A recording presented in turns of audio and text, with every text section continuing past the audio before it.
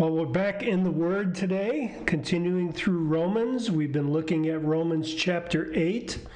And just as a reminder, from verses 1 through 14, we were looking at the deliverance that is ours as a result of our salvation.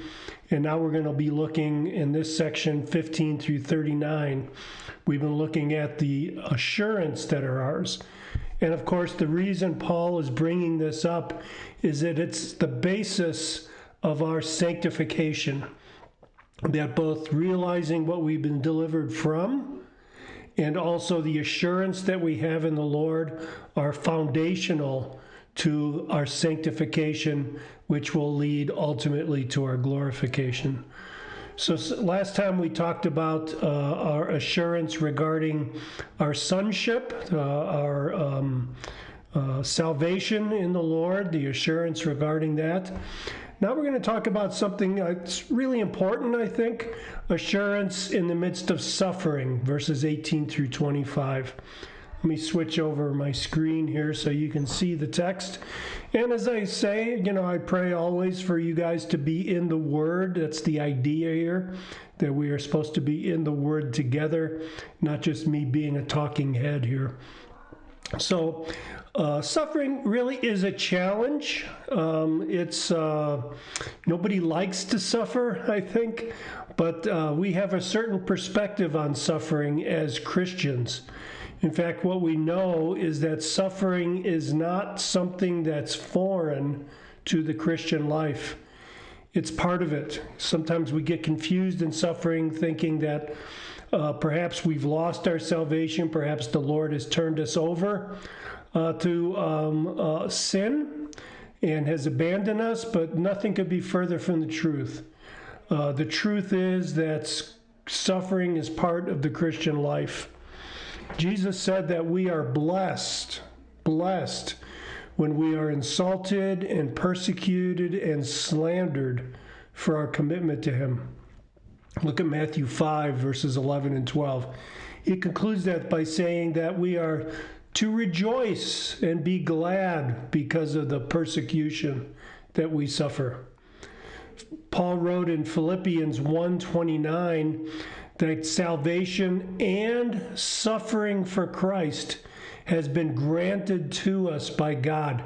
Have you ever heard that in an altar call? Both suffering and salvation have been granted to us by God. The word granted there, charizomai, is, you can hear charis in there, the word for grace. Charizomai means freely given as a favor. So God has granted us, He has freely given us the privilege of suffering for Christ as a favor to us, as a favor. So when suffering comes, our assurance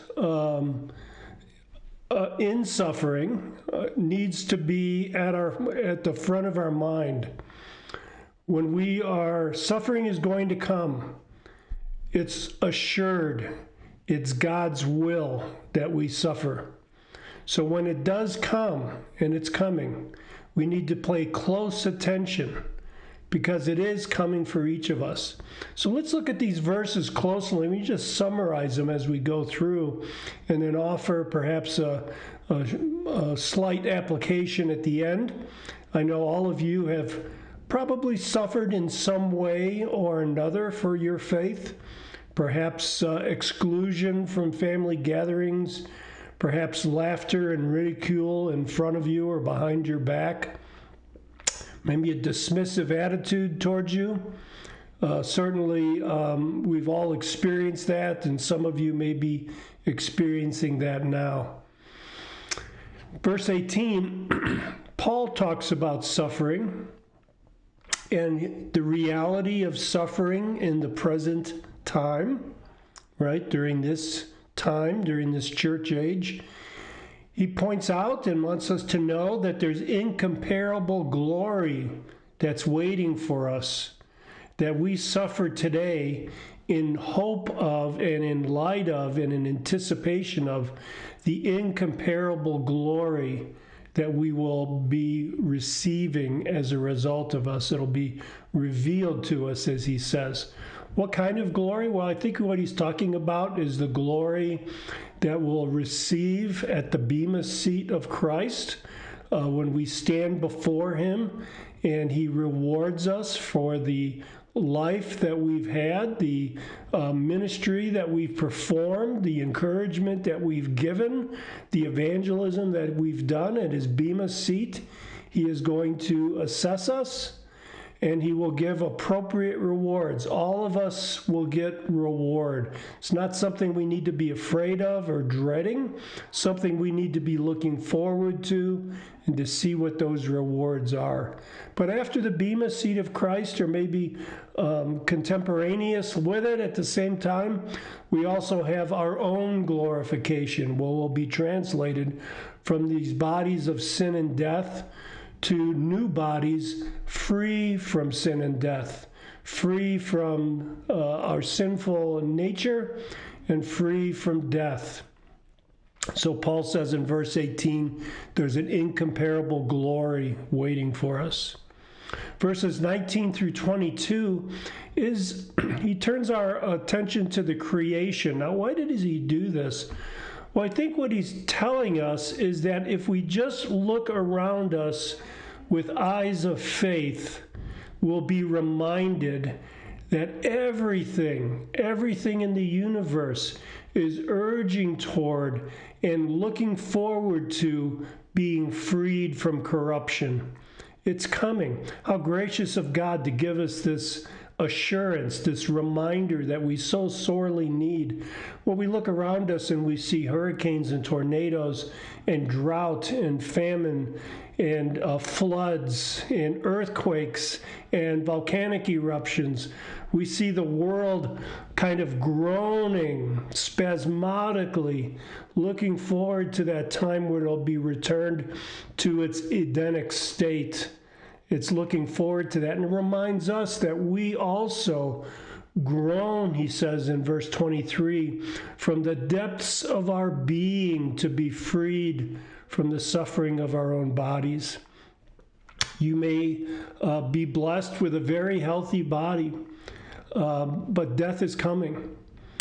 You may be blessed with a body that suffers and causes you to turn to the Lord regularly for strength and help. That is a blessing. That is a blessing indeed, that you are so close to the Lord because of your suffering. But whether you are healthy or you are sick, we are all headed to the same place. I had a seminary professor, Roy Zuck, expressed it like this: a person should look into their own grave every day. It's a reminder that we are, in fact, in the depths of our being, groaning to be freed, groaning to be redeemed from the suffering of our bodies. In verses 24 and 25, it's a reminder that we look forward to what we confidently expect. That's what hope is in the Bible. It's not a hope in the sense of, I'm going to roll these dice and I hope I get 2 6s.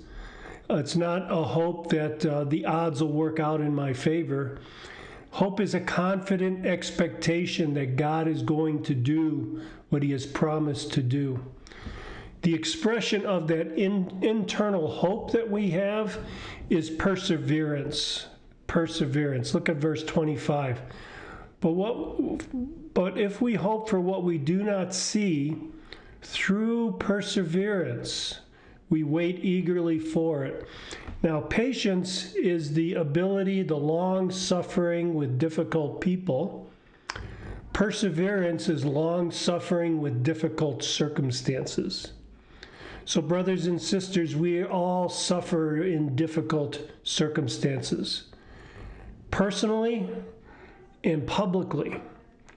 We have been confronted this past week with horrendous deaths of believers and both unbelievers. We long for Christ's judgment to come to the earth. We look forward to his righteousness reigning and ruling over the earth. Don't give up that hope. Don't give up persevering in the hope that you have. You have this assurance that suffering is shaping you, forming you. It's building in you perseverance. That perseverance will be rewarded.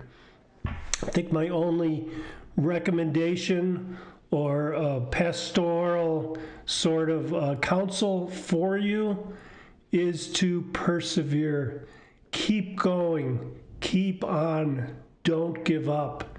Suffering does not mean that we've been abandoned by God. Suffering means that He is at work in the world.